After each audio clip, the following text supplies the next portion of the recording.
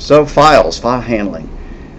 We're going to learn about computer files, data hierarchy, performing file operations, control break logic, and we'll probably stop around there rather than continuing to keep working on these things. We'll see.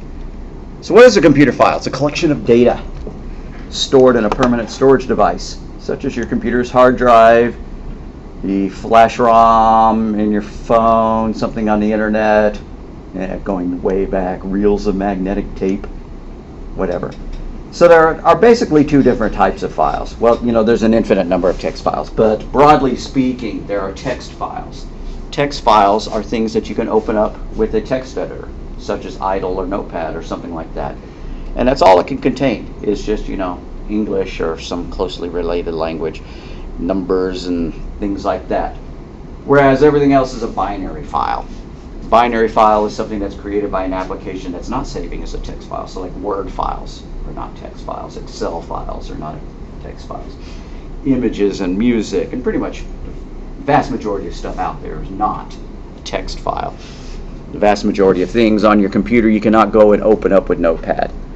But as you go into cybersecurity or programming or stuff like that, you will use text files. Text files are a good way of communicating data between applications. One program can write out a text file, and then the other program can read it in. Why would you want to create a binary file like that? Well, just because reading and writing text files is easier. And text files are the same across all the operating systems, Windows, Linux, you know, Android, whatever. Anything can just use these commands that'll open a file and read it in as text. Whereas reading in a binary file, you have to know the specific file format, and if you aren't given a library of functions to manipulate that file, it can be a problem. So computer files have a file name, which is the identifying name given to a computer file, and a file name extension. Okay, officially I would say that the file name extension is part of the file name, but people don't think of it that way, especially if they don't have extensions enabled on their hard drive. I mean on their operating system, so that all they saw was examples rather than examples.txt. So according to the book, the file name is examples and the extension is .txt. I would say that the whole thing's a file name, but whatever. Pretty much anymore, everybody, all the operating systems use file name extensions. And what does the extension do? It specifies which application is tied to that file. So as far as Windows is concerned, all TXT files are text documents, and then when I double click them, it's going to launch a text editor. Now I have reconfigured this particular Windows client to not launch Notepad when I double click on a TXT file. It instead launches WordPad, so that I can then turn around and save it as a Word document or something like that when I'm taking care of notes at the end of class. If I wanted to change that, I could. I right click on it. When I say open with, choose default program, I could say, well, I don't want to open text files with WordPad or Notepad. I want to use something else. I want to use TextPad. And then when I do that, it'll open it in another editor. And so Windows is keeping track. It's got a little table built inside that says which file name extensions are owned by which applications. So a PDF. There's a Foxit Reader PDF that is installed on these. It's a non-standard program. What I mean is it doesn't come shipped with Windows. But if I wanted to, I could do open with, choose default program, and pick something else. I'd rather open things with Adobe Acrobat, the the more well-known PDF reader. That would work.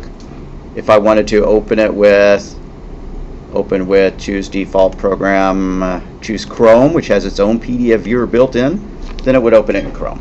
And every time I launch on, double-click it from there on, it's going to launch that application. And you can do the same thing on Windows and on Linux or whatever. So the file name extension associates the file with an application. Now, does a text file have to have an extension at all? No, it doesn't, but if you want the nicety of being able to double click on it and edit it, it does. I mean, really nice to be able to do that. So we could put .txt on all of the file names that we're going to create in class. Are we actually recording voice? Do I see that? Okay, good. But since we're creating our files with an idle, or since we can, maybe we won't add the txt extension to them since idle defaults to .py. But maybe we will. I'm going to go and create a text file. I'm going to go ahead and use idle just because I've been using idle the whole time. So when I do file new, and when I do a save as, you see down here where it says Python files, change that to txt files. And then just go to your favorite script directory and create a file called input.txt. If you don't do the save as type, if you save it as a py file, it's going to save it as input.py. And even if you try to call it input.txt, it may still add .py on it. So make sure that you change that type to input.txt. If you didn't want to use idle at all, you could fire up Notepad and do a file save as and create it with Notepad. Any other text editor will work. I'm just going to use py. I'm idle because that's what we've been using the whole time. So I want to create a new file called input.txt.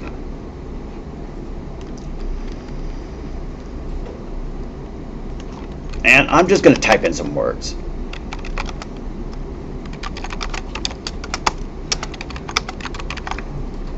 We'll come up with some more exciting data at a later point. So I want a program that's going to go and open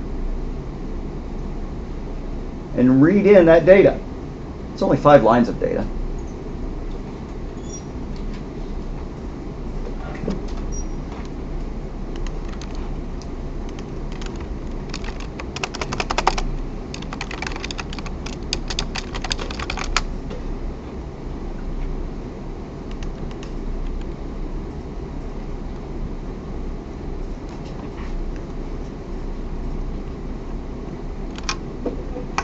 Alright, so what I did is I just Googled up Python 3 file open,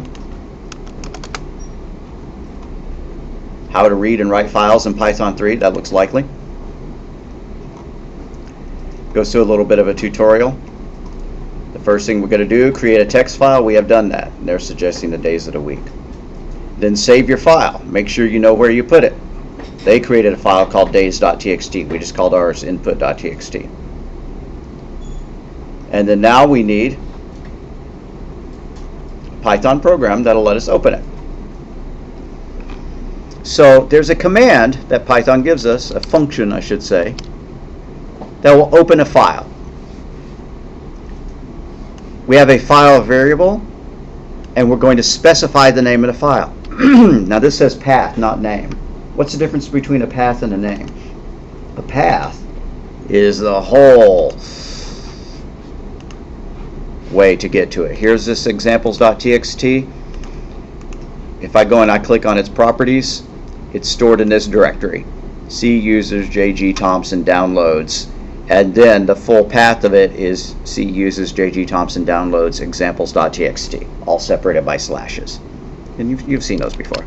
So if I wanted the full path to my input file, let's go find it.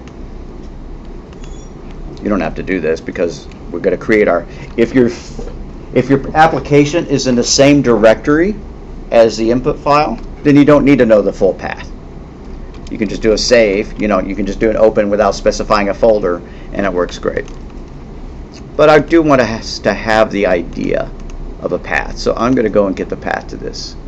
It's a long path, alrighty.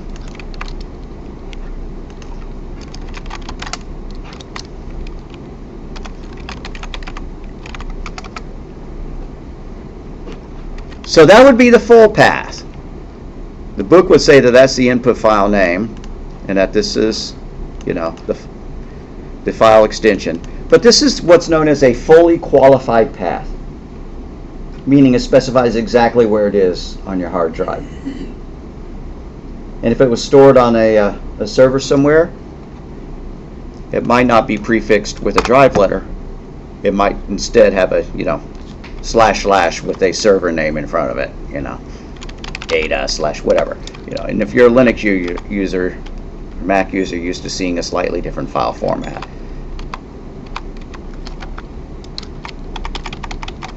Okay, so I want to write a Python program that's going to open that file. So I'm going to do another file, new file, from within idle, save as, and just give it our regular July 23 type file name.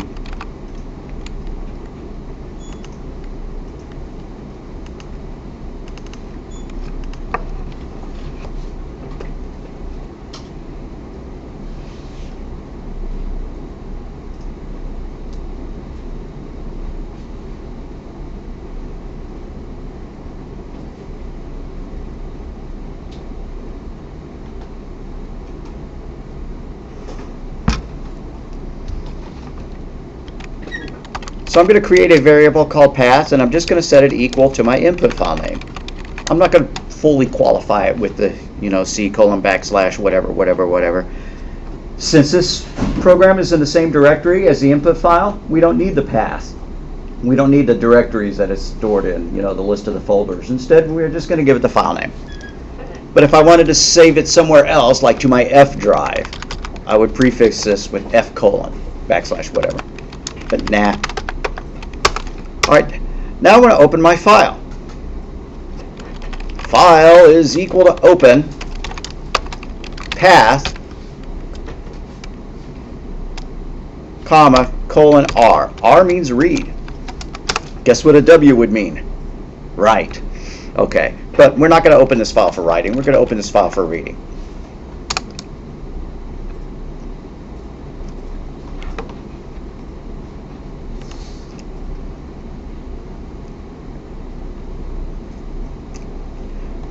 So if we issue the command file.read, it would read the entire contents of the file as a single string. And maybe that's what we want, but it's actually probably not. So we're just going to play around a little bit. We're going to say contents is equal to file.read. And then let's print the contents. Instead, we're going to want the data as a list, like we were talking about. We're going to want it as an array rather than just one great big string. One great big string is hard to process, but a list is very easy to process. And after you're done reading from a file, you should always close it. If you leave the file open, the operating system may consider it locked, and it might not be able to back it up if it was running a backup operation, or you've done that kind of thing where you tried to copy a file from one place to another and it said file is in use by Excel or something like that and you couldn't move it. You always want to close your files as soon as you're done reading it. So file.close. Now I'm going to run it.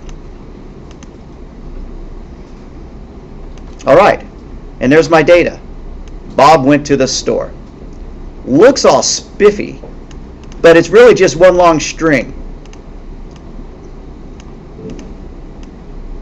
It would be hard to pull this specific word out. Now there is a command called .split. .split is a string function that'll turn a string into a list.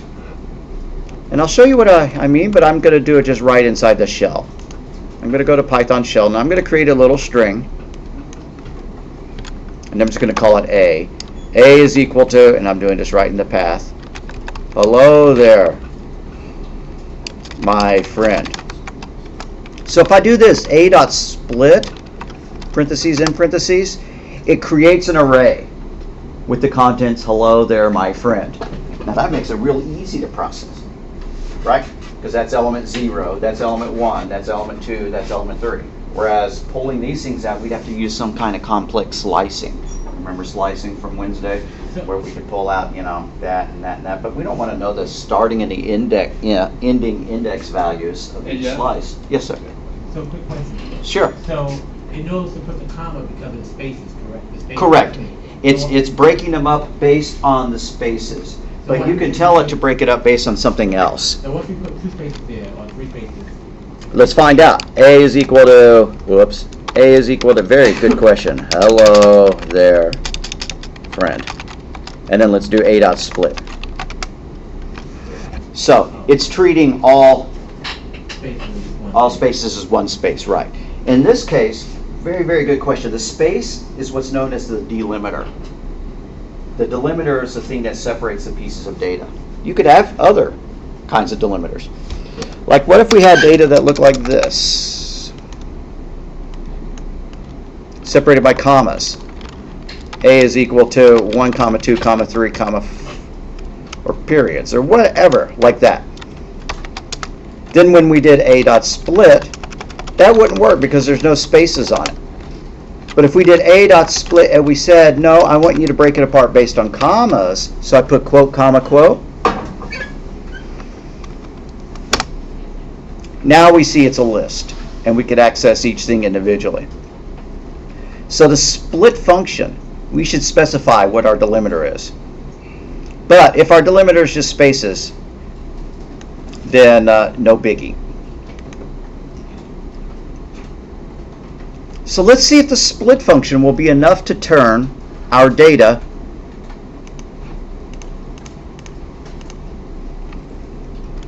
into a list. So I'm going to comment out that print contents business. Instead, I'm going to say data is equal to contents.split, and then print the data. Excuse me.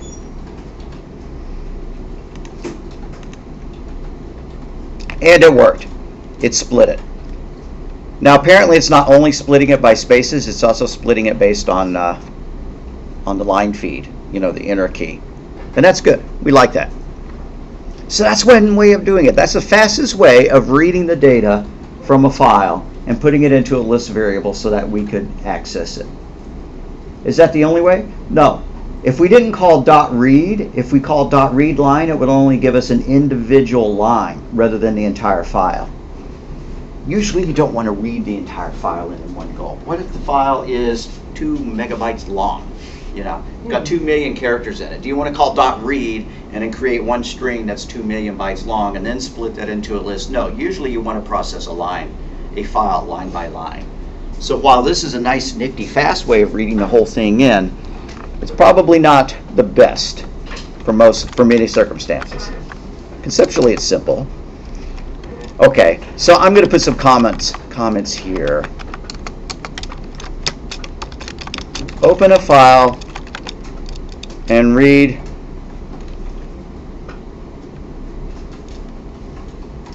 all contents with one function. That's what that does. Instead, we're going to open a file and read it line by line.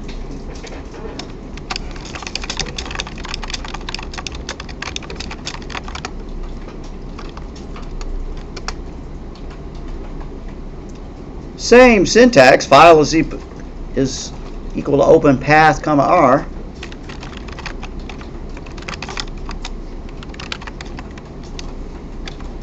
Path, comma, quote r.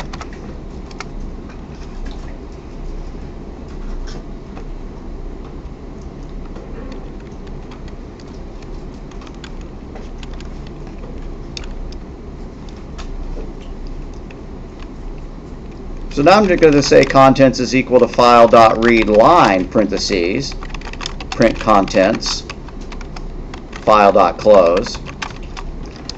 But since I only read one line, it's not going to have all of my stuff there. It's only going to have one thing.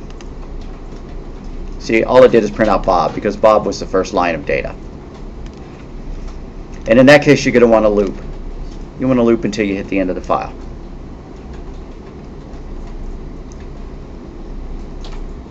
So this stuff right here is going to be put inside a loop.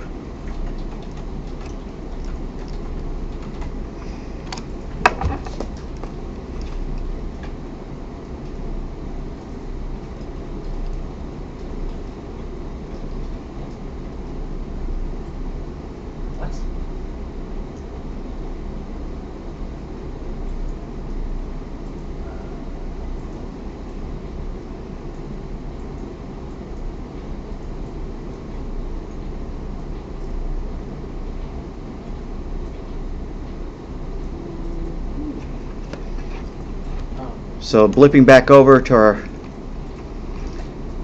So read line is cool, but when it reads it in, it'll have that backslash in at the end. Not that we can see it, but we know what happens if we print out a backslash in. It goes to the next line.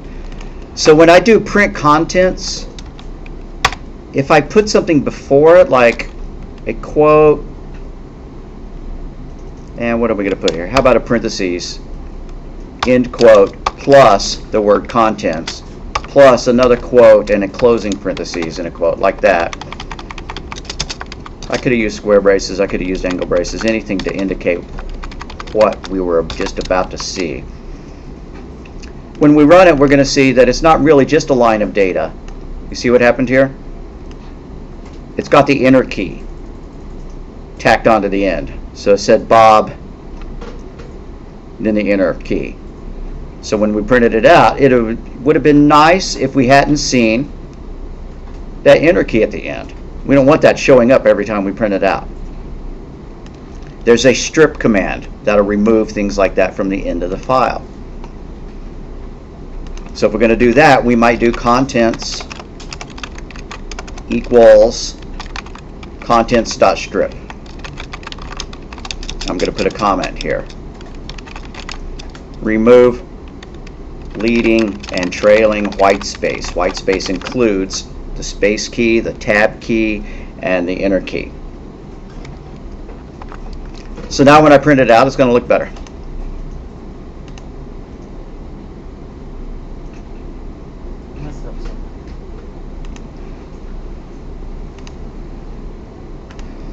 So by the way, if you're not seeing any output, it may be because you didn't save your file. I've certainly done that before. If you run it and you don't see anything, like if this is what you see,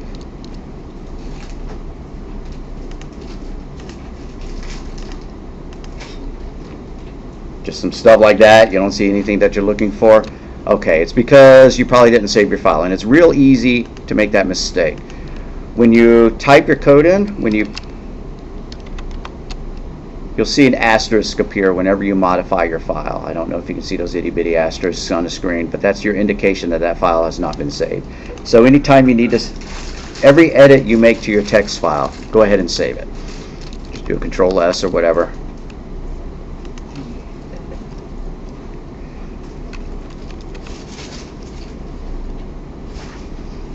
Alrighty, so we got it to read one line of data in, but we want to read the entire file in line by line in a loop.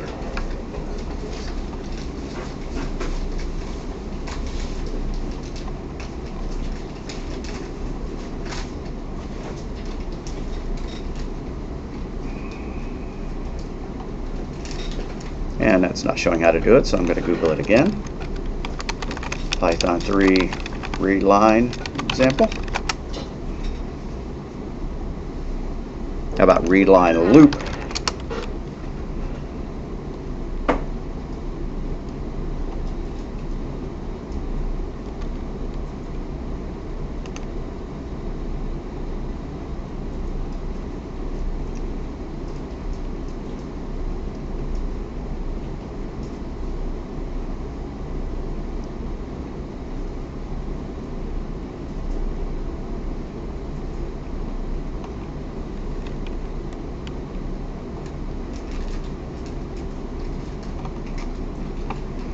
Let's just put it in a loop and see what happens. I'm just going to put it in a while true loop. While true, colon, contents is equal to file.readline, contents is equal to contents.strip, print. Now obviously this is not going to be a good thing because nothing ever gets it to break out of the loop. Yeah. So what do we want to do to get it to bail out of the loop? We want to make sure that we don't have an empty line of data once it has been stripped, or maybe even before it has been stripped. So at this line, at this point, where we read the line, if the line was empty, we would want to break. But maybe we could write this in a slightly better way. How about we do this? Contents is equal to, and let's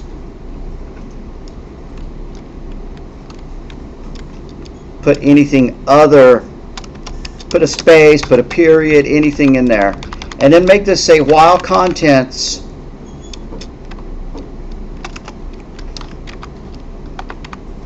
about while len parentheses contents greater than 0. As long as we have some contents.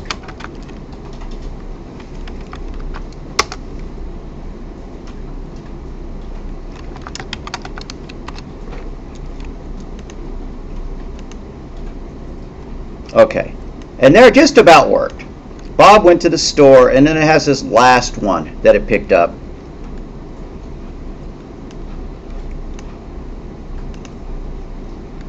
And so I could put an if statement here that says, if len parentheses contents is greater than 0, then strip it and print it. Okay, and I know I've made a few too many.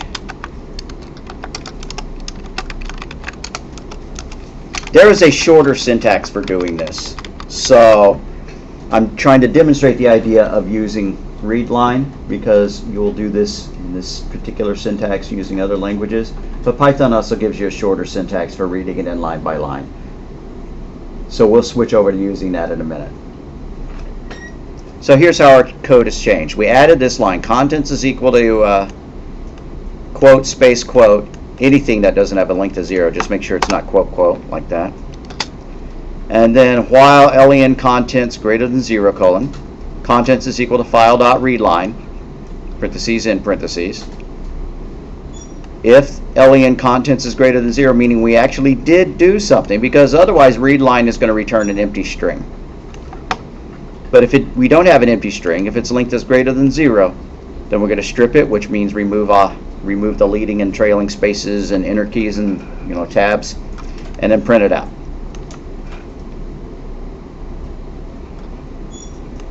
And then end if, file.close. So make sure that works. Okay, Bob went to the store.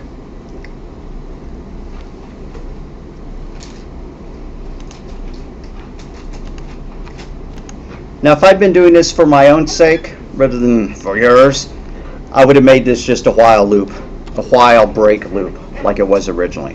And I'll demonstrate the change, but then I'll probably undo it all. I would have removed that line, and then I would have said while true, and then I would have changed this to if line is greater than content 0, else break, something like that. But I'm going to undo that. Break statements are hard to flowchart, so I've been trying to avoid using them. Okay, so that works, but it's not necessarily the cleanest syntax. Python gives us a slightly simpler syntax, well, fairly, much simpler syntax for doing this.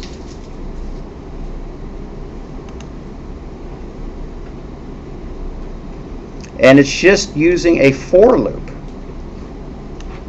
Remember how we have done this before? If L was a list, we could do for x in L colon print x, and it would print out every item in the list. We can do that with a file too. All right. Open a file and read it with a for loop. That's what we're going to do here. And it's probably what we're going to do from here on out anytime we want to read a file, because the syntax is so much nicer. File, whoops, not fly. File equals open, quote, path, comma, quote, r, end quote. Could be double quotes, Python doesn't care. And then for data in file, not for data equals file, for data in file, colon, and remember this is just a variable. We could have called it Fred, could have called it Tony. I'm just using data. Let's strip it. Data equals data dot strip, and then let's print that data out. Maybe with some explanatory string. I just read, end quote, comma, data, and then end for, and then file.close.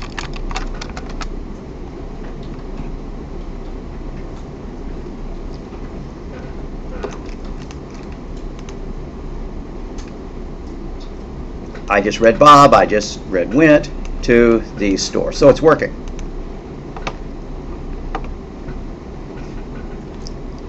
I hope this way looks simpler than this.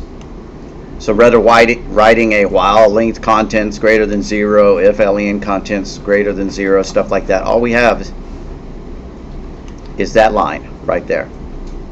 And that reads it into that variable. And it takes care of doing all this business about reading. Now, one thing to note is that if you have a line of data that does not have a carriage return at the end of it, Python may not read it. What do I mean by that? What if the very last line of data in my file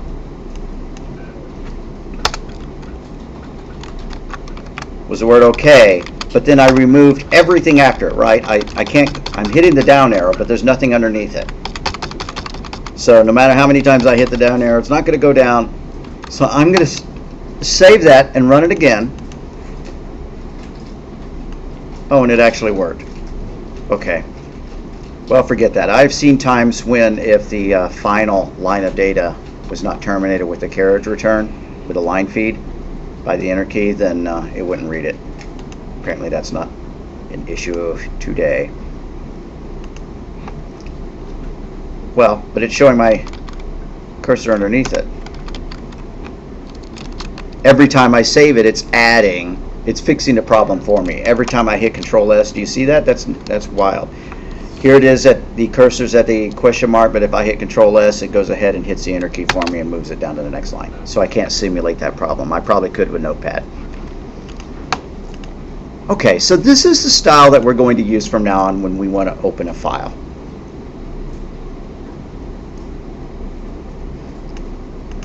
Let's put some better data in it than just a couple of words. Let's change it to some numbers. Maybe a bunch of numbers we're going to add up. 100, 200, 300, 400, 500, 600, 700.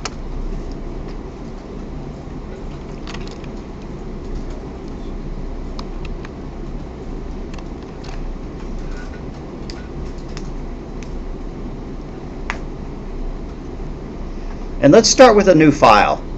Excuse me, a new program. Because we've already kind of cluttered this one up with a whole bunch of stuff. So I'm going to do File, New File.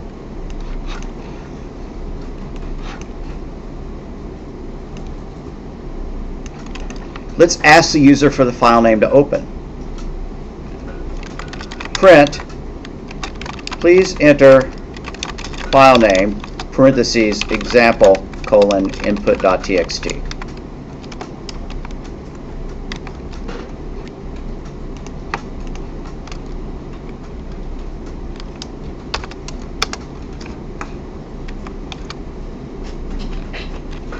Let's do path is equal to input.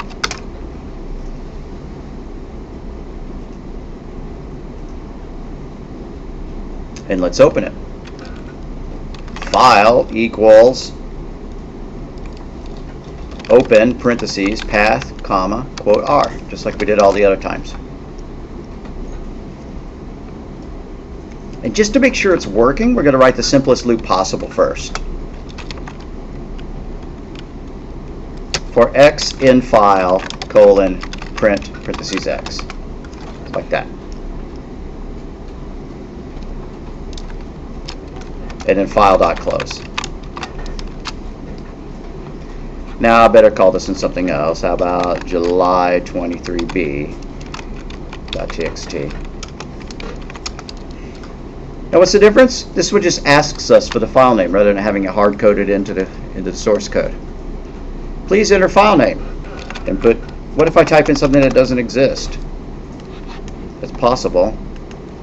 Like if I type joe.txt, it blows up. No such file or directory. Why don't we give it a file that actually does exist this time? Input.txt. Please enter file name. Input.txt. And it read it in. And we see these blank lines between everything that printed because we didn't strip the data of its line feeds. So we're going to need to do that dot strip business. We're also going to need to convert them to numbers if we want to add them up, because right now they are strings. So we're going to have to use the float command, the float built-in function, But hopefully, if we get to this point, we're at least reading a file in. But let's do, instead of just printing it out, let's do a little bit more. Firstly, let's rule out the idea that we may have read in a completely blank line. So if lenx is greater than 0, we're going to do some stuff. Why don't I change that to data like we had everywhere else for data in file? So I'm changing this line from for x in file to for data in file. And I'm going to change all these x's here as well. And I'm just going to delete this print x until I know I need a print statement later. So if len parentheses data is greater than 0, that meant that we did get some data. Let's strip it. Data equals data.strip. Let's turn it into a number. It sure would be nice to check to make sure it is a number before we try to convert it. But let's just run with it. Data is equal to float data. Now let's print it out. Print data.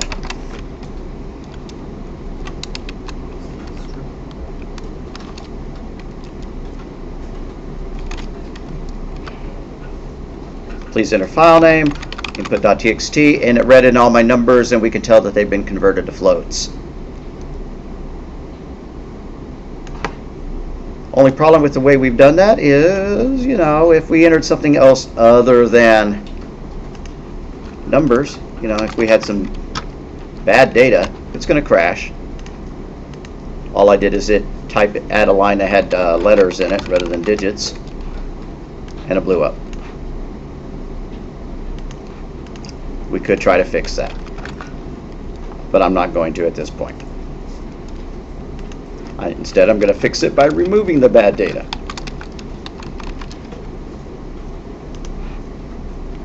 Okay, so now we have the question, what are we going to do with our data? Are we going to add it up right while we're reading it, or are we going to store it in a list and then add it up later? I think I'd rather do that. I think I'd rather make an empty list and then start appending each piece of data that we read into that list.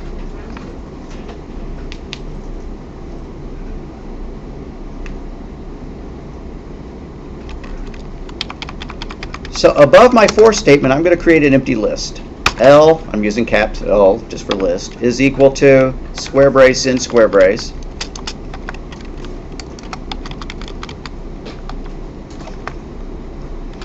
I'm going to remove this line that says print data, and instead I'm going to do L.append parentheses data. I'm appending that item that we just converted to a float to my list. And then at the very bottom, where I do file.close, I'm just going to print my list like that. And then I can do the kind of stuff that we were doing last Wednesday to sum up all the numbers in the list. I just write a for loop, or I could even use a sum built-in function to read it in and calculate the total.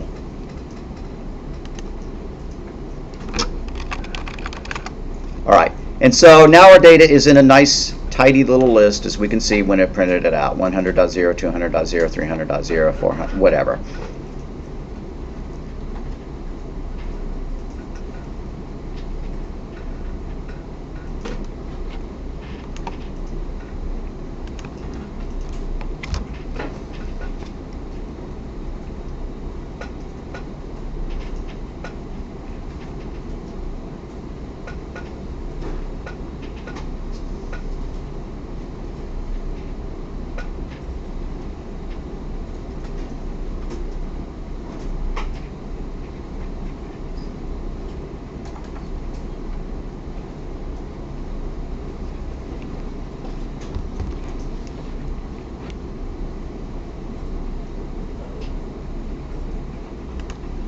All right, so if we have this data in a list, the fastest way to sum it up is just to use the sum built-in function.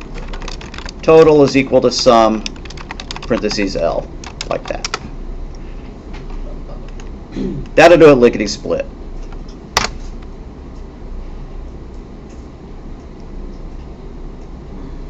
Or we could write our own loop to add it up. And I feel like doing that.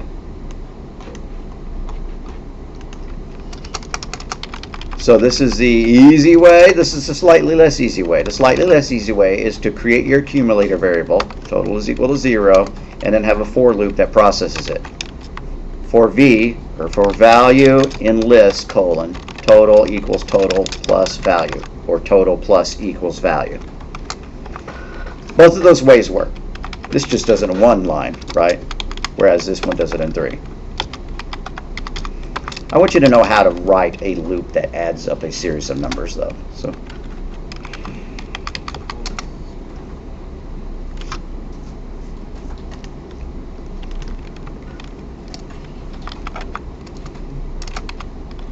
guess I'll add a comment, calculate the total.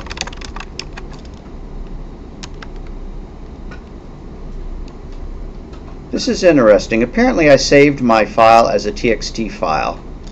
And Python is actually still running it, but I'm not getting any of my color coding, right? It's not coloring things green and blue and stuff like that.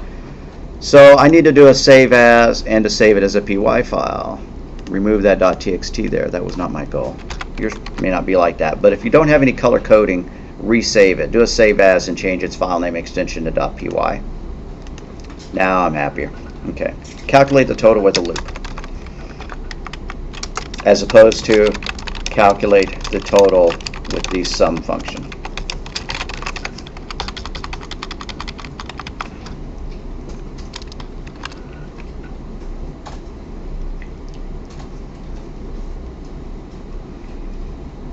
All right, there's one more little nicety that I want to add to this, and then I'll wander around and make sure that everybody's doing okay. And that is, if I have a text file, I like the option of being able to ignore comments.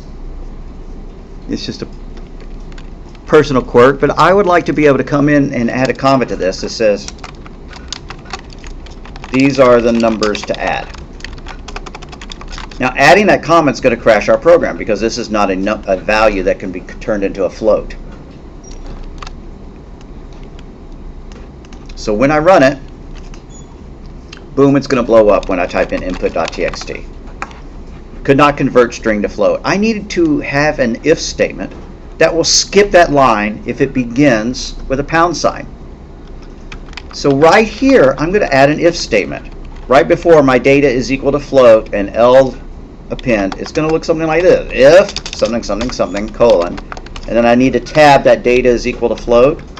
And I need to tab that L dot append. So I just added these 3 things. But of course, that's not going to work because I don't have a condition here for my if statement to trigger on yet. How do I check to see if the first character in the string is a pound sign? What am I going to do there? If something equals something. How about this? If data, what is the index position of the first spot?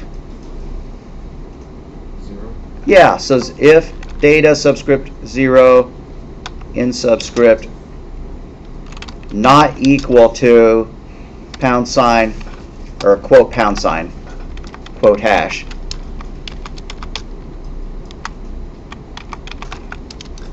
that'll let us add comments to our data file because this will ignore them.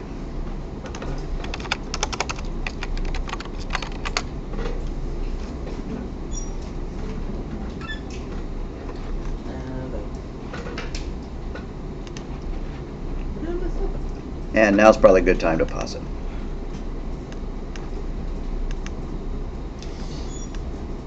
As a matter of fact, why don't we say we're going to get back together at 1:15?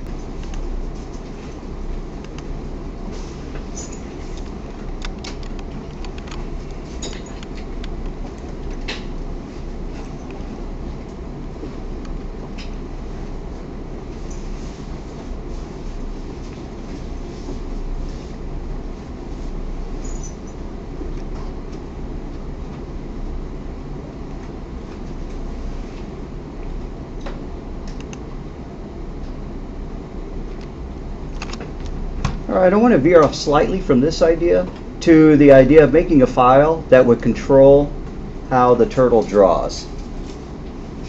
And what do I mean by that? We're going to make another input file. A new file, or do it in idle, whatever. File save as, put it in your favorite directory.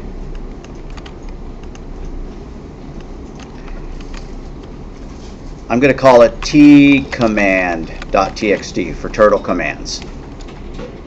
But if you get tired of typing that over and over and over, you might want to give it a shorter file name. Actually, to be honest, I'm just gonna Control C it. So inside our, just copy the name of the file, and then you can paste it over and over and over. That's a good idea. Okay, so the way I want it to work, I'm just blue skying here. But I do want it to accept comments, and so I'm just going to say, draw a square. It will ignore that, of course. But here's the way I want it to work. Go forward 100 pixels, turn right 90 degrees. Whoops, take the comments out of those. Go forward another 100 pixels, turn right 90 degrees. Go forward 100 pixels, turn right 90 degrees, and go forward 100 and turn right 90.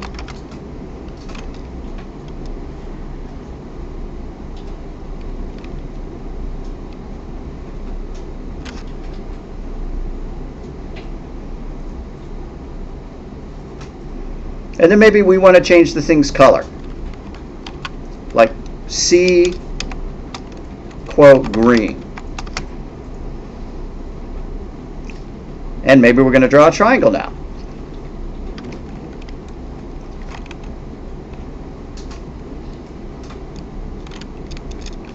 A smaller triangle. Forward 50,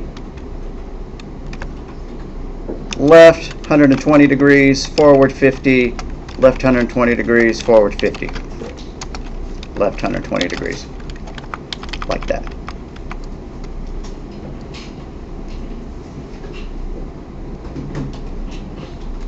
Maybe it'd be neat to allow blanks in our command files. So that's our goal. Our goal is to make it where we can give it lists of commands like that and have it execute them.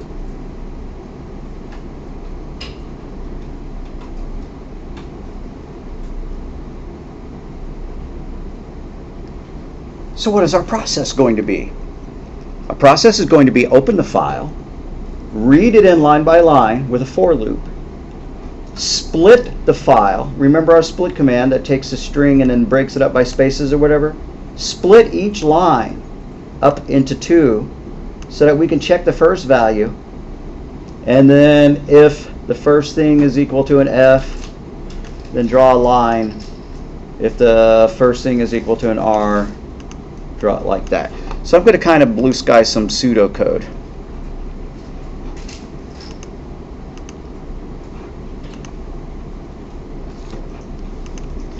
Here's what I think my pseudocode is probably going to look like. Ask user, or just input file name. Input file name. This isn't our actual code, so you don't have to type it. Open file. For data in file. Trim data, split data,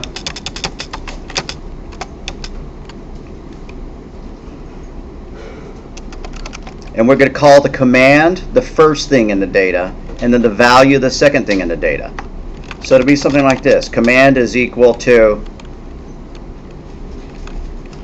data subscript 0, and then the value is equal to data subscript 1. But we need to kind of rule out the idea that it's a blank line or that it begins with a hash. So before that, we're going to need an if statement. So after we trim the data, but before we split it, we'll rule out if data dot, or if length of data, okay, if data not equal to an empty string and data subscript 0 not equal to a hash, right?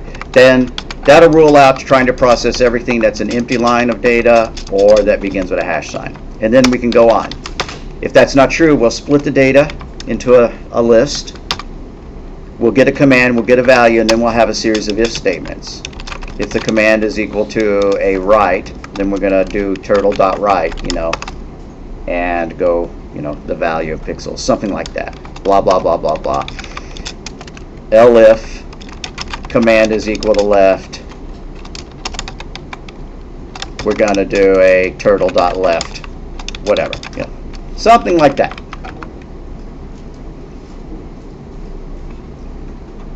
So before that, obviously, we're going to have to create our turtle. So create turtle T.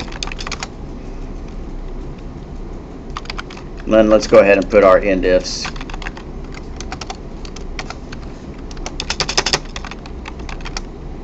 And our end for.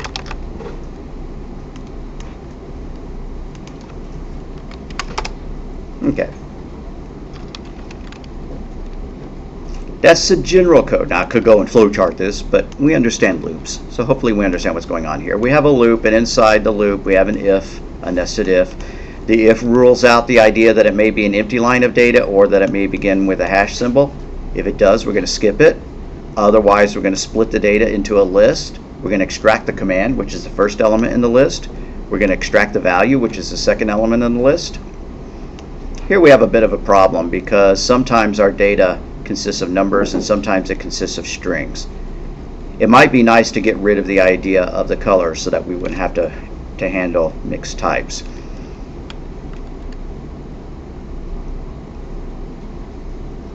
I think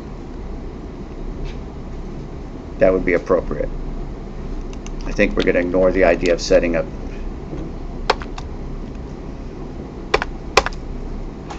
strings. So we're going to not have a color command. I'm sad about that, but I don't want to have to worry about handling numbers as opposed to strings. Okay, so let's make a program that actually does that. Make sure you've created your file, tcommand.txt. And if you want, you could put this in the same code, or you could make a July23C. File, new file. This is in idle now. File, save as July23C.py.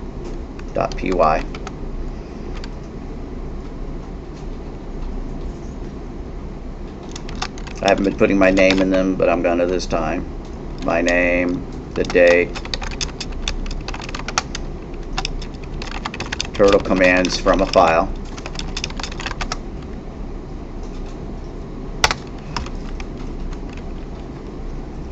Now let's ask the user for the file name.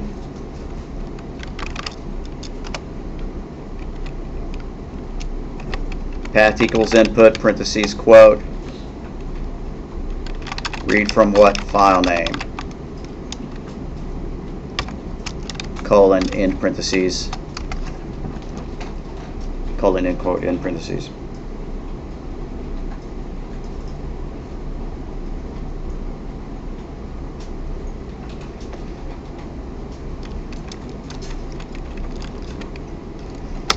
Now let's open the file. Sure would be nice if we could add a command that would check for the existence of the file, and if it didn't exist, then stop.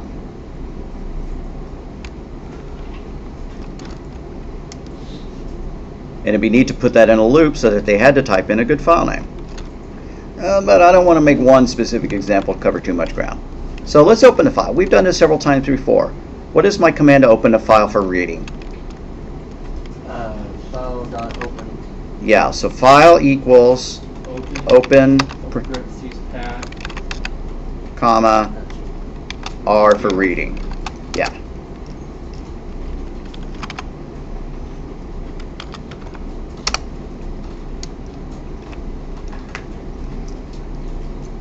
And let's build our empty list. Nah, let's not do it with list because we'd have to have a parallel list, a list of commands and then a list of values. But we are going to need a turtle. So import turtle.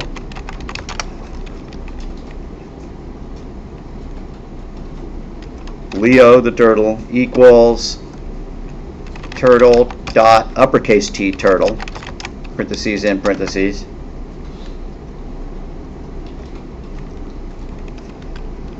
Make sure you get the uppercase in there.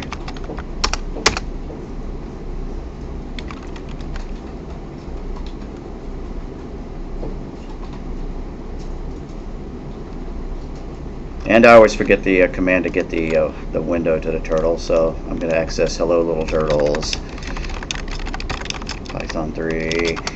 Go and find that little tutorial back from our textbook. WN is equal to turtle.screen. Okay.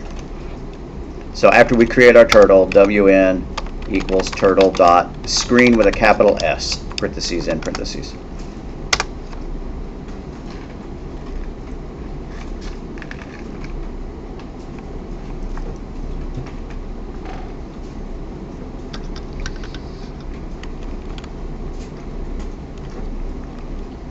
All right, now we can process it. I'd almost rather have these two statements moved underneath the creation of the turtle. So I'm going to cut those two, the path equals input and a file open, and move it down there.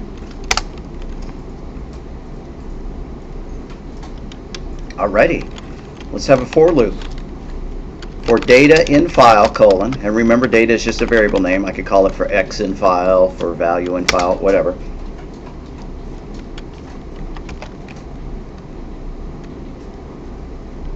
Let's strip it. So data equals data.strip. Let's make sure that it doesn't have a hash sign or that it's not empty. So if data subscript 0, wait, let's first rule out the idea that, let's make sure it's not empty. So if len parentheses data greater than 0, it's good data. If data subscript 0 is not equal to a hash, colon, now we're going to do something with that data. We're going to split it. So data equals data.split. Data equals data.split.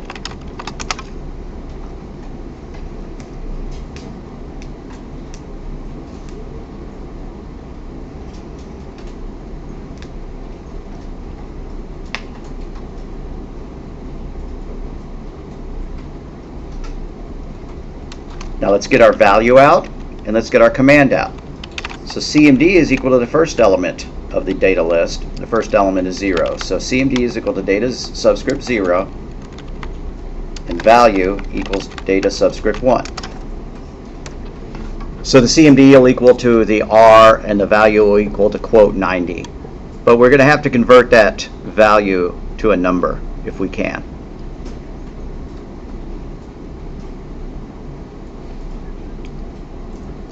So value equals to float value.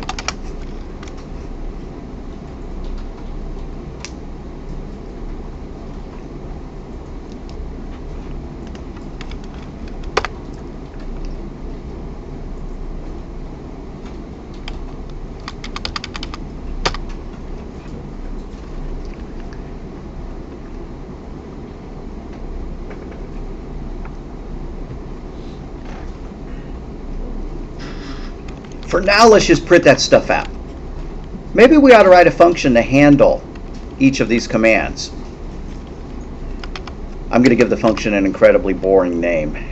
Process, something like that. So def space process, and it's going to accept two variables. The command, comma, and the value in parentheses in parentheses.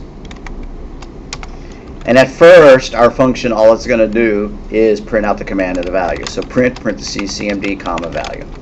Just make sure it's working. Then a return statement.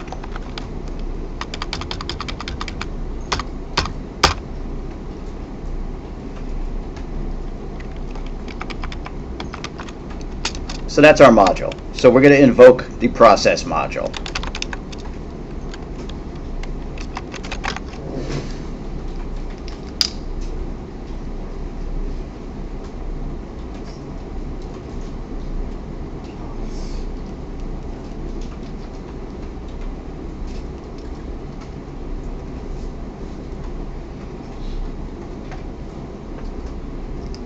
Alrighty. Let's add some indifs and all that kind of stuff. Now I've made a mistake here. I started tabbing here and I don't know why. I was curious about that. So let's remove some of these tabs. Alright. And then pound sign indif, another pound sign indif, and then lastly a pound sign int4. And underneath that file.close. file.close.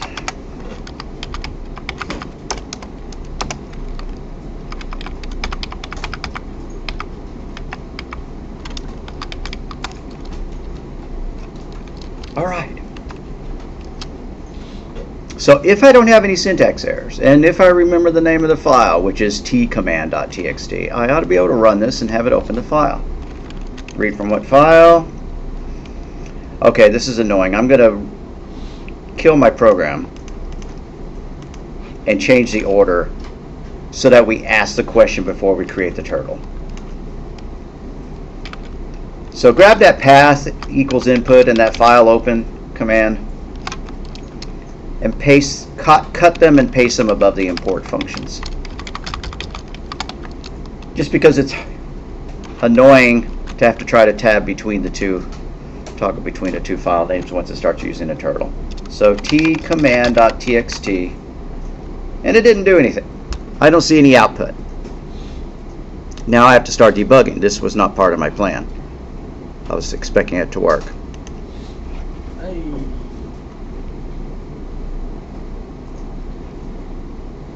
Hey, turtle.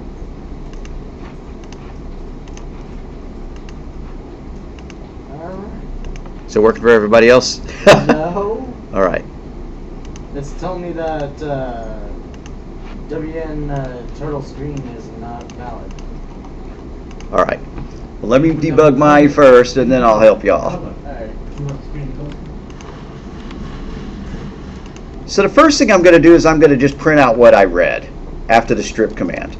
Because if I add a print, at least I'll know it's doing something. Print, I just read, end quote, comma, data. Because I sure would like to see some input. I mean, I would like to see that it's reading from the file. So tcommand.txt, I just read, okay. It's doing all that stuff. There must be something wrong with my if statements.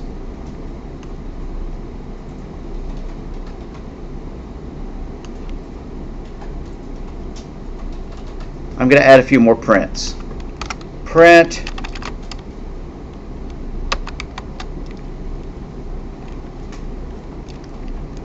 we have data,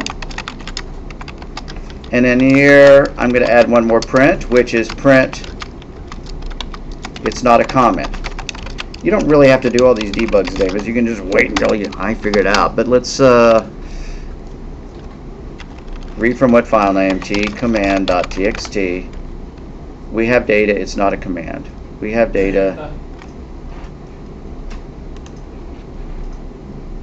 Oh, I never called my module. I turned it into a number, but I forgot to call the module that I wrote.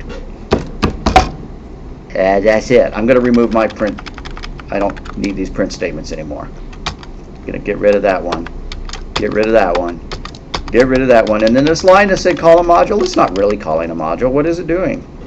Making a comment?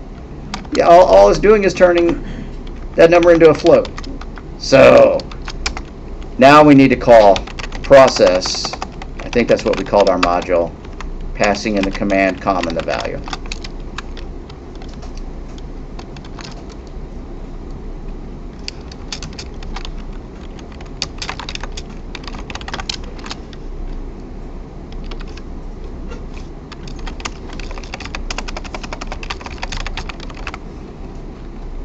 Okay, it did print out our data. Now it's not actually drawing anything, but we don't have the logic yet. We're going to go and modify our function to have some if statements. If command equals T or F, go forward. If command equals L, turn left, that kind of thing.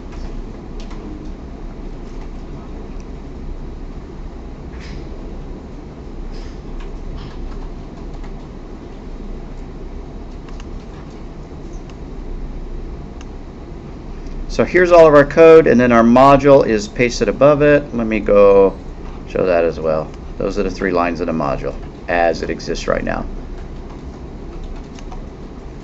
And scrolling back down to the rest of our code.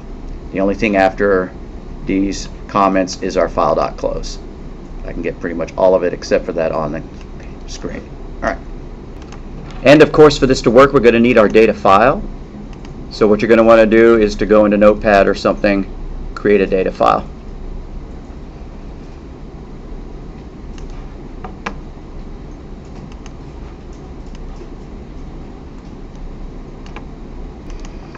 So we know it's working. We know that it's running through here, and every time we get a pair of values, a command and a value, we're going to call process with it. Now processing needs to actually do something with it. So we're just going to set up some if statements. If the command is equal to a forward, we're going to go forward. Now I forget whether I made my commands lowercase or uppercase. Doesn't really matter though. We could convert them all as we went along. Let me eyeball something. Convert Python 3 uppercase.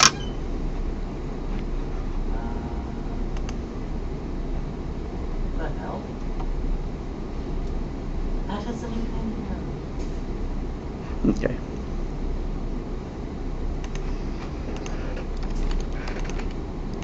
So let's turn the command to uppercase before we process it, just so that the code doesn't, our input file could be written in lowercase or uppercase and it wouldn't matter. So cmd equals cmd.upper, parentheses in parentheses. Let's put that before the print statement just to make sure that it actually works. Now all my F's and L's and R's and stuff like that were written in lowercase. But I want to make sure that I haven't broken it. Okay, that turned them to uppercase.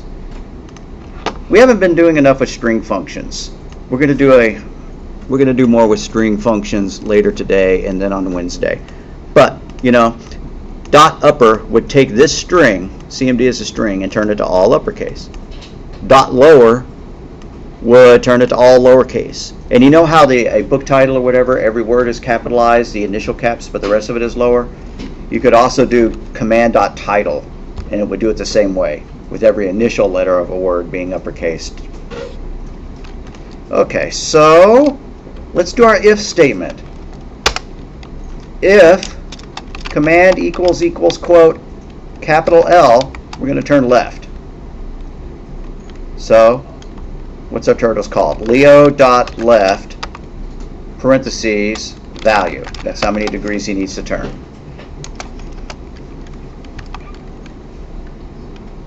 Elif command equals quote right colon Leo.right value.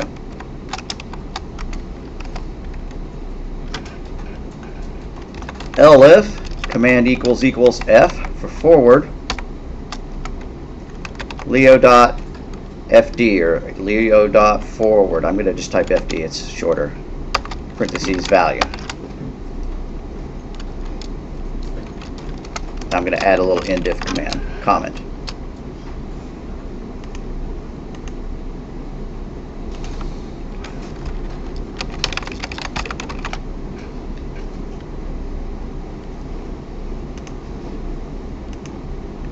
And there's my turtle. I didn't actually get to watch it run, but I'm going to close this so that I can.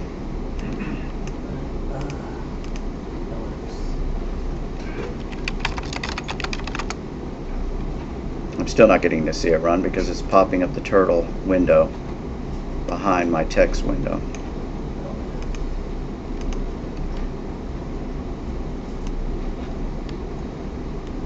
So many windows. Yep. Try this once more. Run module, t command.txt. There we go.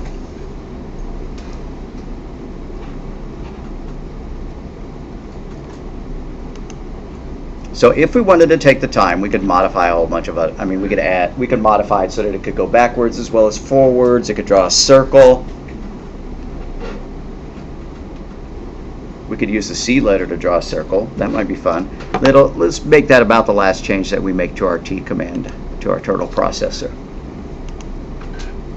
So somewhere, once we're all done with this, I'm going to do a C for circle, and I want to draw a circle of 100 pixels with a radius of 100.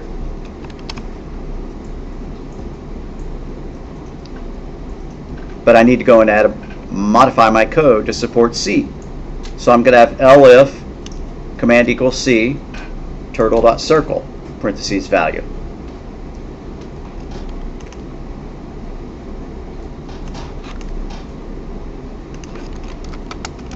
Elif command equals quote C colon Leo.circle value. And how about changing the speed?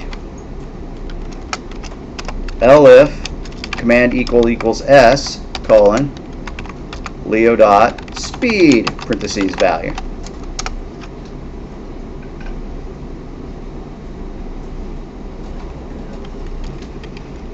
And how about one for heading, so that we could set the heading equal to 0 or 90 or 180 before we started doing that one.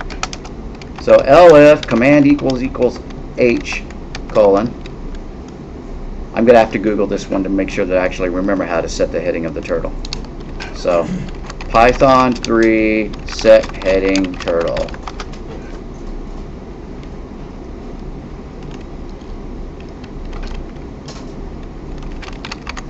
Set heading. What do you know? Okay, good.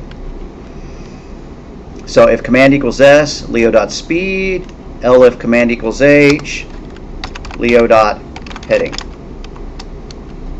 value. Now in turtle land, 0 degrees isn't straight up, it's straight right. But, okay.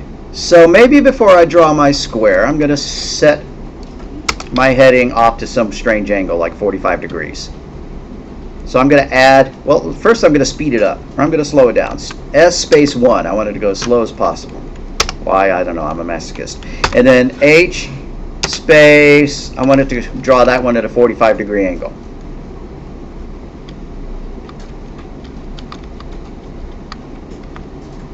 And after I draw my circle, I'm going to change my heading. Wait, no, I'm going to change my heading before I draw my circle. So heading space 0, circle 100. Heading space 120, draw another circle, and then heading 240, draw another circle. That'll be about enough. So I just added these two commands, speed of 1 and heading 45. And then I gussied this up considerably. H0, C100, H120, C100, H240, C100. So I'll make sure I save that, Control S that one, come over here and run it. I'm going to minimize some windows so that I have some hope of actually seeing it run.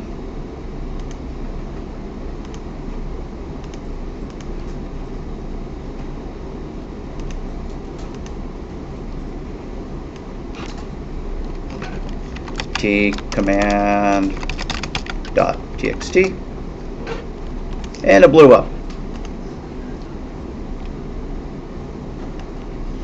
Heading takes 1 positional argument, but 2 were given because it needed to be set heading. I even looked it up and then I still typed it in wrong.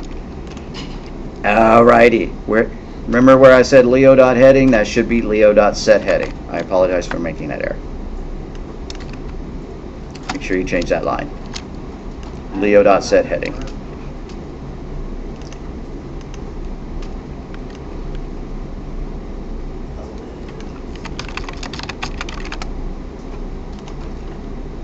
So we saw that it changed its heading to 45 degrees before it started doing this. Now it's drawing a circle, and then it's going to change its heading and draw another one. Then it's going to draw this next circle, change its heading, and draw another one. Okay. So we've written a little language, actually, for controlling the turtle. Pretty simple language. It's just a series of verbs, right, left, forward, right, circle, S, and so on, followed by a value. But it is actually a language. This is our turtle language. And there's nothing magical about these S's and these H's and stuff like that. We could actually use the whole word if we wanted to make the language harder to type in, right? But more explicit. We could. I'm going to undo this immediately. But where I have H, maybe I want to make it SH for set heading. That kind of thing. So maybe that should have been SH. No, wait. Maybe speed should have been SP for speed. And maybe heading should have been SH for set heading. I think I'll make those changes and then this demonstration is going to be done. Time for me to wander around and help.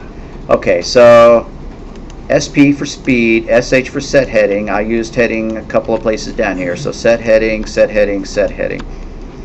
So I need to change my commands in my process module as well. So speed actually needs to check for SP, and H actually needs to be SH. So SP right there, and SH right there. Now it's not going to change the way it worked, but if I had multiple commands that needed the same letter, then wouldn't be a good idea to try to set that up. So instead we're making some of our words, our commands, 2 letters long.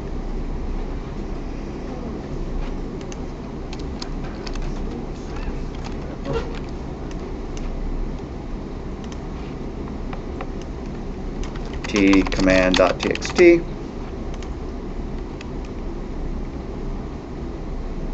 And something didn't work.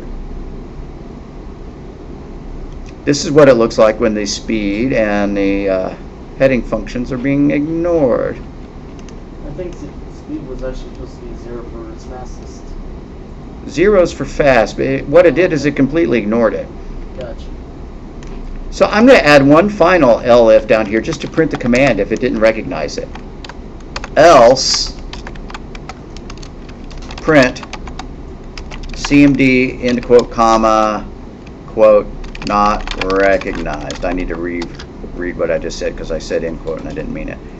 Print parentheses CMD comma quote not recognized.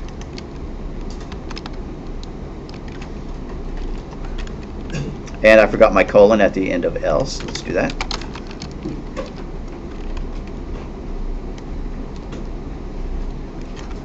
T command.txt. But that didn't work. T command.txt. Okay, apparently I just never saved my file. Right? My file still has H's and C's and stuff in it. So I typed some changes, but I never saved it. Smart. All right. Save my file. Try once more.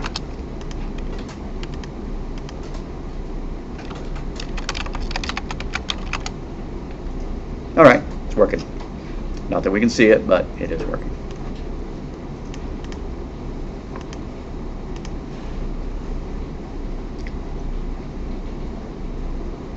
So that brings up a good point. Whenever you have a chain, it's technically called a cascade of if-else ifs, you should always put one final else at the bottom as an error catcher. Why? Because otherwise we could get through all this stuff, and if none of them happened, we wouldn't know it. So by sticking one final else on there, we could at least let ourselves know that, oh, we had some piece of valid data that we weren't able to handle.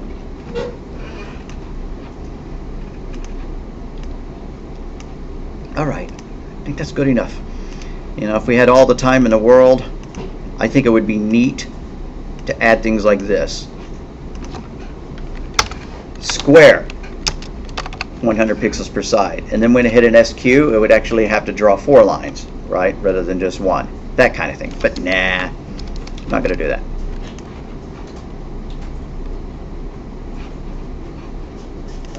Can you open up that notepad again? The T command? Yes.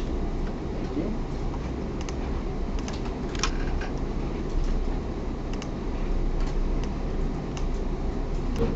All right, so hopefully that works for you. I'll do one final scroll through the code, and it'll be in the notes, of course. Here's our process module.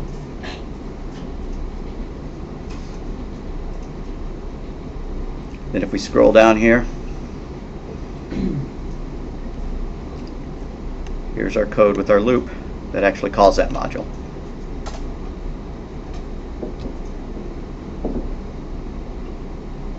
So we're going to flowchart this.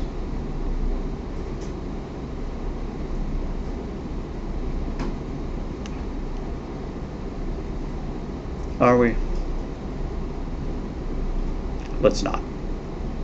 I'd rather come up with something slightly different to flowchart that didn't involve creating turtles and things like that. So we'll leave flowcharting this, something like this, to another time. The key that I wanted you to remember is how to flowchart a loop and how to call a module. And just remember that a module call is the rectangle with the bars. Everything else is a rectangle without the bars. Any kind of math like that, CMD is equal to data 0, value is equal to data 1, those are all just process blocks, which are regular rectangles. This is the only module that we wrote, so it would be the only call that was in rectangles with bars. All right, we're going to do one more little task like this, but it's not going to involve files. We've done enough files. It's going to involve strings. So I'm going to do new file. We sure have created a lot today. This one's going to be July 23D.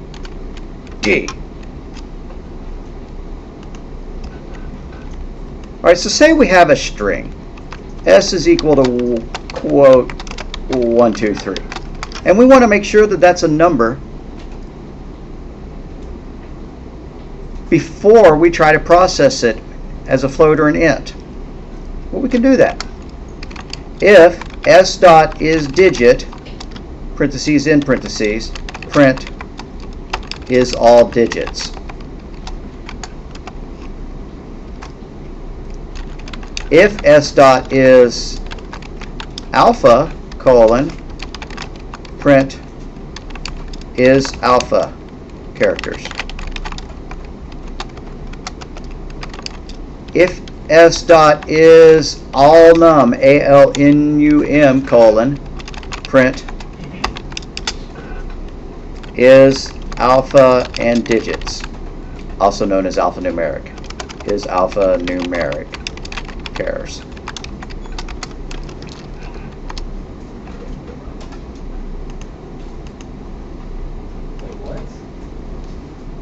And so it is all digits, and so it is all alphanumeric characters because digits are part of alphanumeric.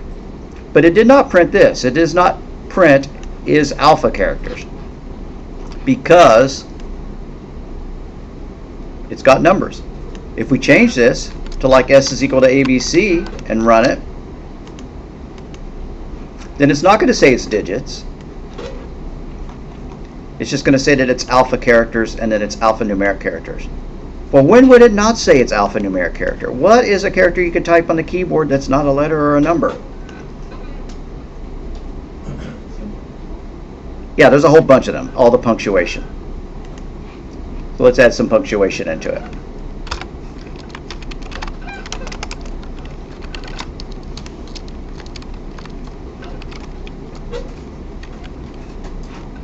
And it didn't print anything because none of these were true. It wasn't all digits, it wasn't all letters, and it wasn't all letters or numbers. So it had a special symbol in there, or more than one special symbol. How would we check for that? We would do if not s dot is alnum, parentheses, print special chars.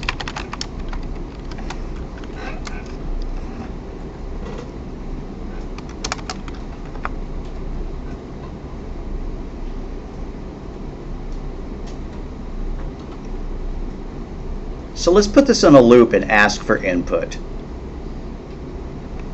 So instead of saying s is equal to blah, blah, blah, I'm just going to say s is equal to input, parentheses, quote, type something. And I'm going to put all of this in a while true loop. There's not going to be any way to get out of it, but that's okay. Or we could,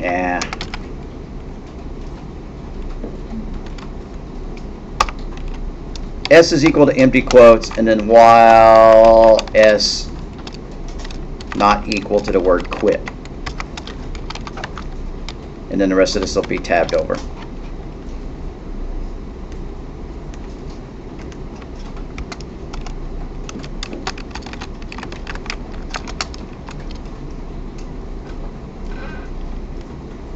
That way it'll just keep going. We didn't even tell the user that they could type quit, but all right, so type something. All right, 1, 2, 3. That's digits and it's alphanumeric characters. How about question mark, question mark, question mark? That's special chars. What about a word? Dog. That's alpha characters, which makes it alphanumeric characters. Dog, 1, 2, 3. That's alpha numeric characters. It wouldn't trigger on alpha because it's got numbers in it as well. And it wouldn't trigger on digits because it's got letters. But it does fit the category of being alnum, alphanumeric characters. So I hope this is making sense. We have string functions, which check to see the contents of the string. And there's another one, if s dot whitespace, I think, something like that, or is white, meaning that is it, spaces and tabs and stuff like that. But I'm leaving that one out. Why do you care about stuff like this? Well, what if you want to make sure that they've typed in a number before you try to call int on it? In that case, you'd call if s dot is digit. Because if it's got anything else other than numbers, then s dot is digit will not be true. What if you had a password requirement? 8 uppercase letters, that kind of thing, plus a number, plus a special symbol, right? You can inspect the characters like that.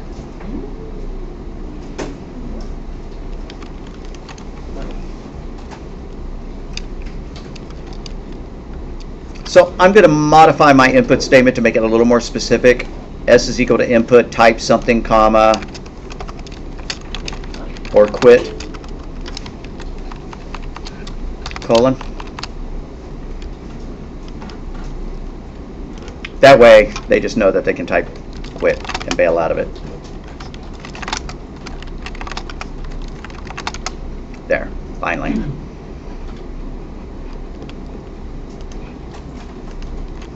We can do the same thing on a letter-by-letter basis. Rather than inspect the whole word, we may want to know something about every single letter in it. So let's write a loop that'll do that.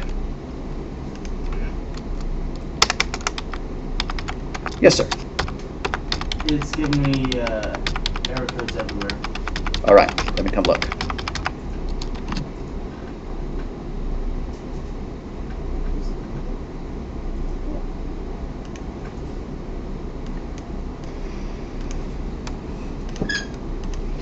Okay, so a little password checker kind of program would be fun.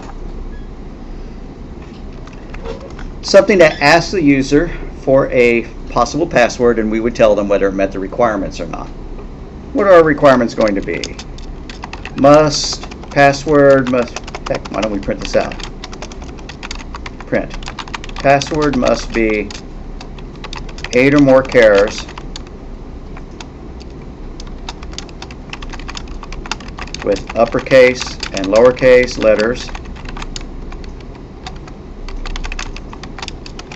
and at least one number and special care.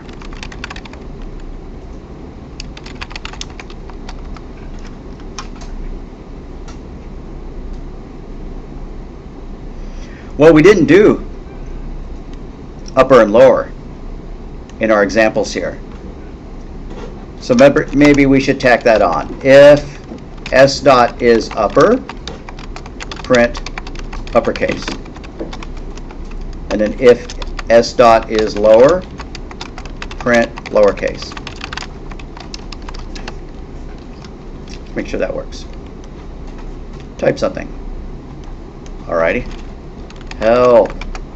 That's lowercase. Help with uppercase.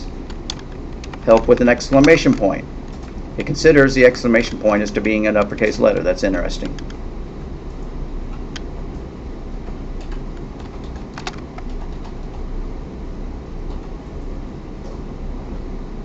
Not sure how to process that, but anyways. Okay, so we can differentiate between uppercase and lowercase letters. So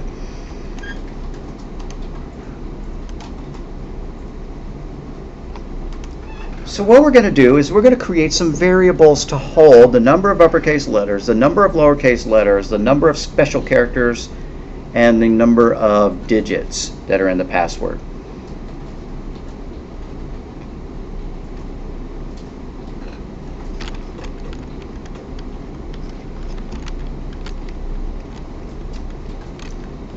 So uppers is equal to 0, lowers is equal to 0, digits is equal to 0, specials is equal to 0. I think that'll meet all of our, and length. We just need to know the length of the password. But length is easy to get. We've been using a function the length of a string or the length of a list several times. What is that function? How did we get the length of a list? len. So len gdh is equal to 0, but we'll get that. This is just our declarations block. All right, let's ask the user for their password. Print. What password to check?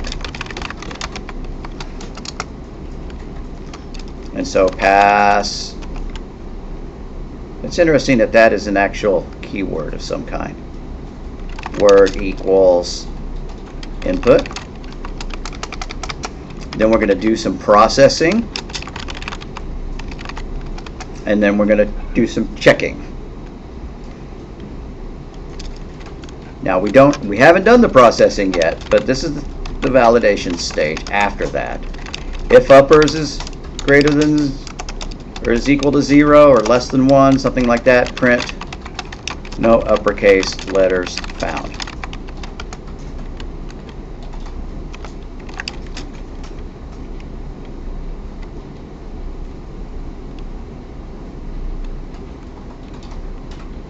If specials is equal to 0, print no special chars found.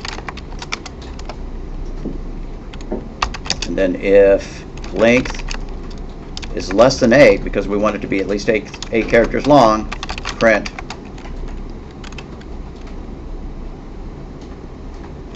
password must be 8 or more chars. Now that doesn't handle all of the cases that we asked for up here, but it handles some of them. We had several requirements. We've handled all but 2 of them actually by that. But we haven't done the processing that would actually make that work. And instead of saying length is less than 8, why don't we just use the len function right there? I'm going to delete that word length and make it len parentheses password.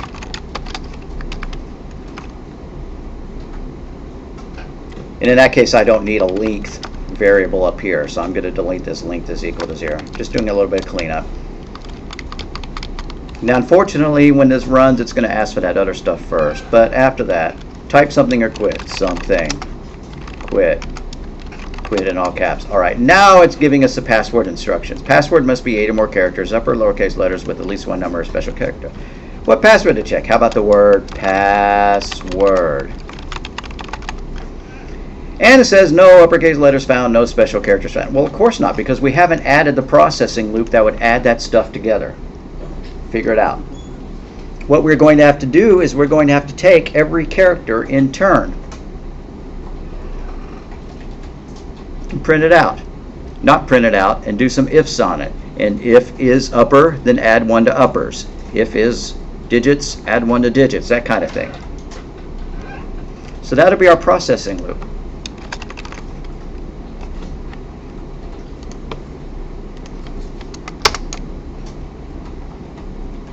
Forgive me, but I'm going to familiarize myself with, no, I'm not going to familiarize myself with it.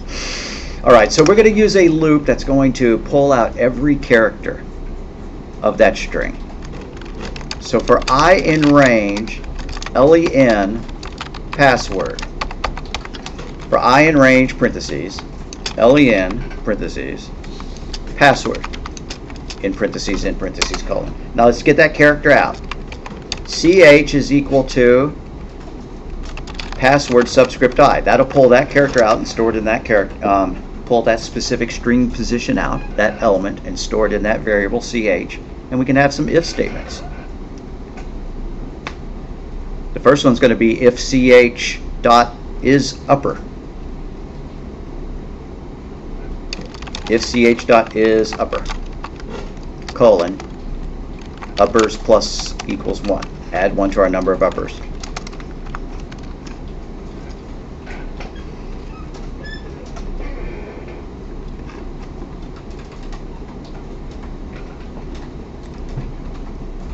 How about specials? If not ch dot is all num, parentheses in parentheses, colon, specials plus equals 1.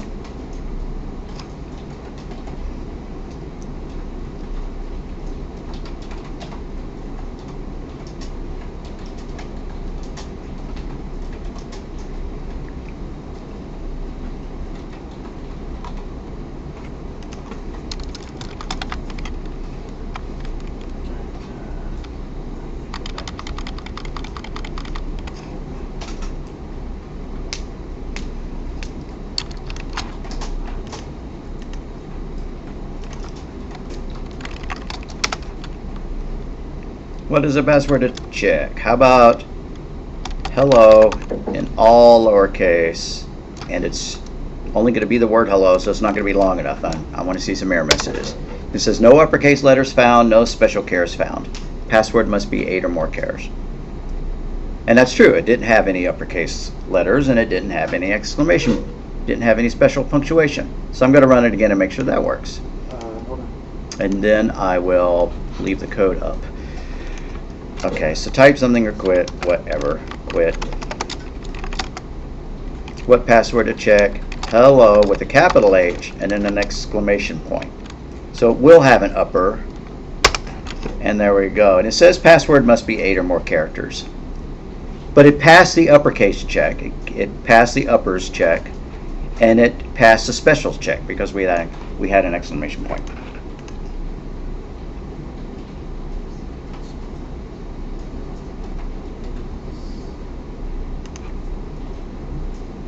I'm going to combine my print statement and my input statement just to have one line of code rather than two. So I'm going to cut that out and paste that string in there.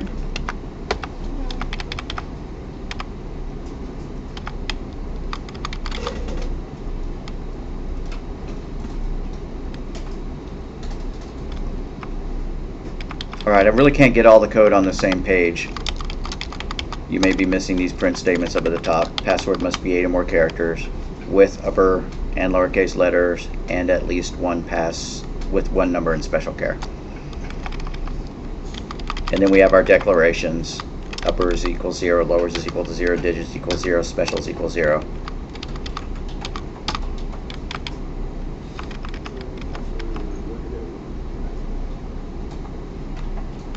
I'm going to move this processing loop comment to the end of the for statement like that, just to save ourselves a little bit of space. All right.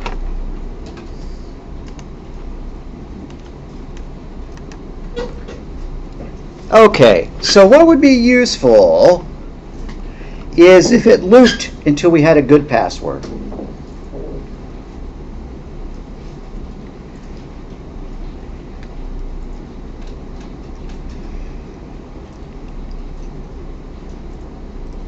So we're going to need to add a loop to this.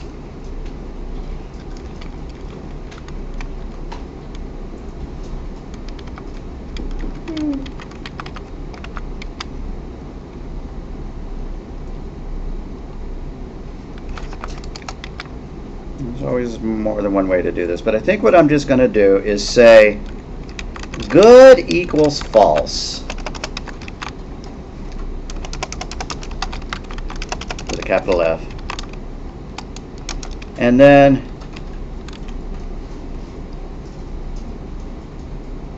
while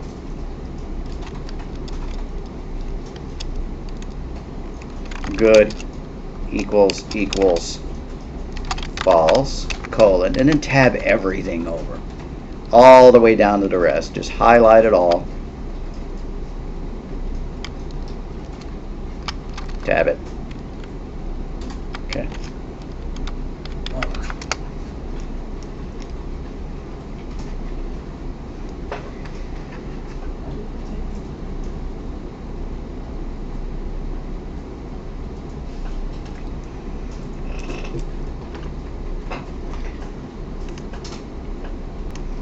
So this is great and all that.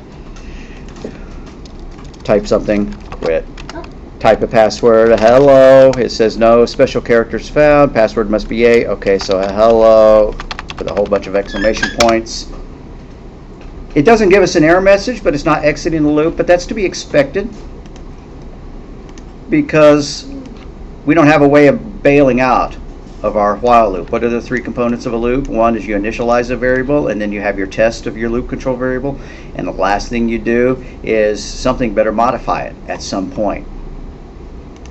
So here's what we're going to do. We're going to just set good equal to true. No, we're not. We're going to say if len parentheses password is greater than or equal to 8 and uppers is greater than 0 and specials is greater than 0, colon, print valid password. Valid password. And then we're going to set good equal to true with a capital T.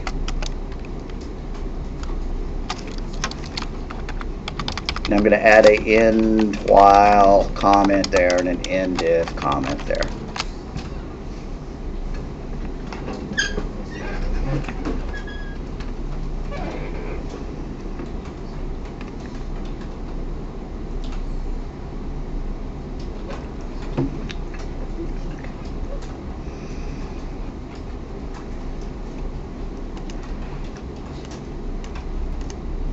All right, let's try it out.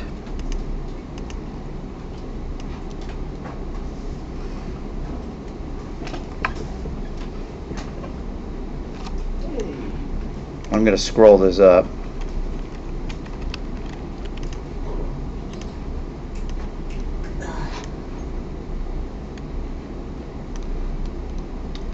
Quit. What password to check? Hello, all lowercase. It says no uppercase letters found, no specials found. Password must be 8 or more. What password to check? How about hello in upper? Well, we should still get some error message. No special cares found, must be 8 or more. How about hello, exclamation point? It's still complaining about the link, so how about hello, exclamation point, exclamation point, exclamation point, exclamation point. And it says it's a valid password and it bails out. Okay, so your homework assignment is going to be to finish the password program, which is going to be pretty easy. Why? Because we've already done uppers and we handled specials. You're just going to have to make it handle lowercase and digits. So, homework.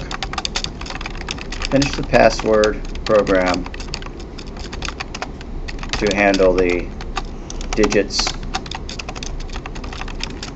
not divots, digits and lowercase letter requirements.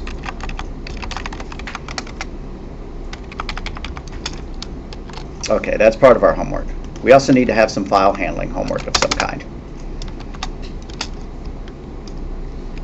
So how about create a file using Notepad or idle containing a series of words, 1 word per line. Write a program that will prompt the user for a file name. Open that file for reading. Read it line by line. And if the word is all uppercase, print upper. Print the word followed by upper. Else, print the word followed by, else don't print the word.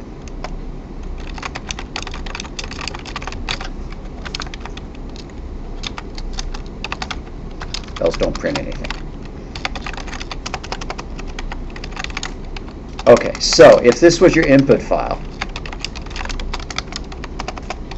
hello, I'm going to put this in quotes so that 3 quotes will start a long comment. Hello, dog, cat, Bob, 1, 2, 3, sled. Then the output would look like this. Is hello all caps? No. Is dog in caps? Yes. So to print dog, upper. Is cat in caps? No, it's going to skip it. How about Bob? Bob is uppercase, so it's going to print Bob, upper.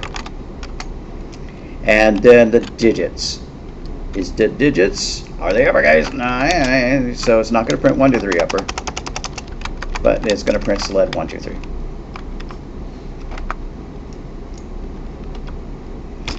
Let's make it print something for the numbers too.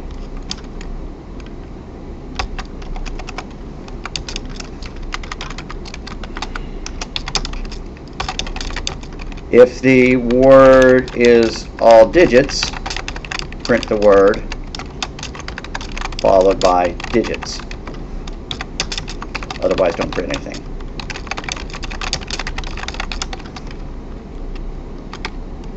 So it would print out dog is upper, so it would print that one out. Bob is upper, it would print that one out. 1, 2, 3 is digits, so it would print 1, 2, 3 digits, and then sled is upper, so it would print that. So really, it's just going to skip everything that's not all numbers or not all uppercase. Does that make sense? So what are you going to do to solve this? You're going to use one of these processing loops that we've written in one of these other files, like this one. It's going to look remarkably like this. For data in file, data is equal to data.strip. But instead of this stuff, you're just going to have some if statements. If data.isDigit, print something. If data.isUpper, print something. Something like that. Now, if you're trying to do this stuff online with an online version of Python, it can be a little bit of a problem. Which online Python did you wind up using, Josiah? Crap, let me double check. I guess use number 3. If you use anything else, it gets kind of funny.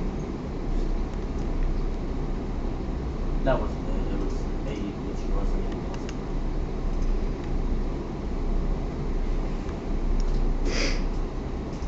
it. So what you would have to do is if you're using repl.it, not only are you going to have your program over here, like f equals input, quote, file name, question mark, and then file equals open f comma, quote, r, then for data in file, colon, print data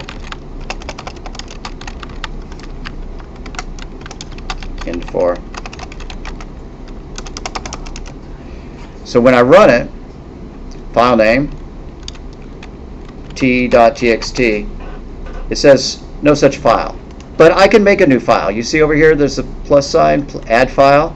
I can make a new one called t.txt. And in t.txt I am going to have some stuff. Bob, cat, 1, 2, 3, whatever. And so then when I go back, I need to save this.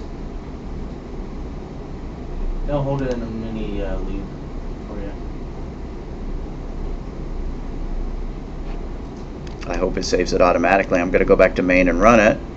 File name t.txt, and it prints out Bobcat and 132. So you can have multiple files going if you're using repl.it. You just have to add an extra one for your text file. You can make as many different text files as you wanted, but you're only going to need one for this assignment.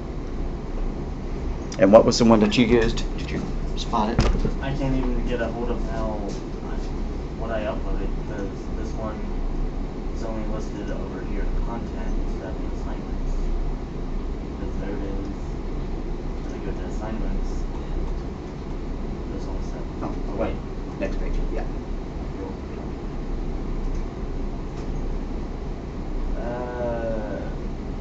Right there. Oh, you found one there? Okay, so tutorials, point.com, online Python. Okay. So Josiah found another one. I'll post a link to that one too. It's at tutorials, point, online Python 3. When you get a minute, can you let me know? Sure, I'll be right there. And this is the same way. I bet you can make more than one file. I hope so. I haven't figured out how to do that one yet. Or maybe not. You might give repl.it another. Another shot. Oh, what's that? That's the name. New project. There you go.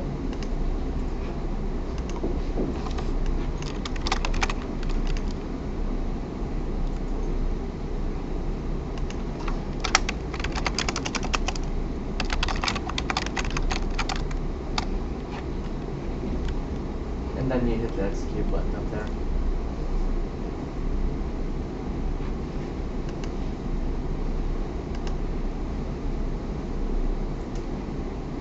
I don't see how to add a file with it. You might have to really try to give repl.it another try.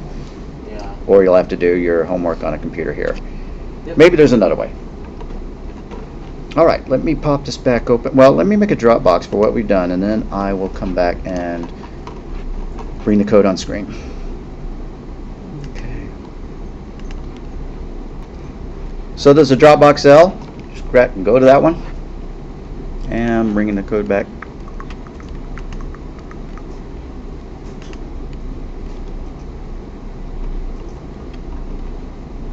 There's the top of it.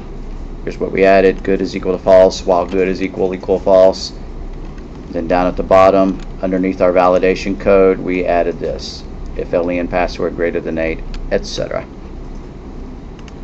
So I'll just pause that.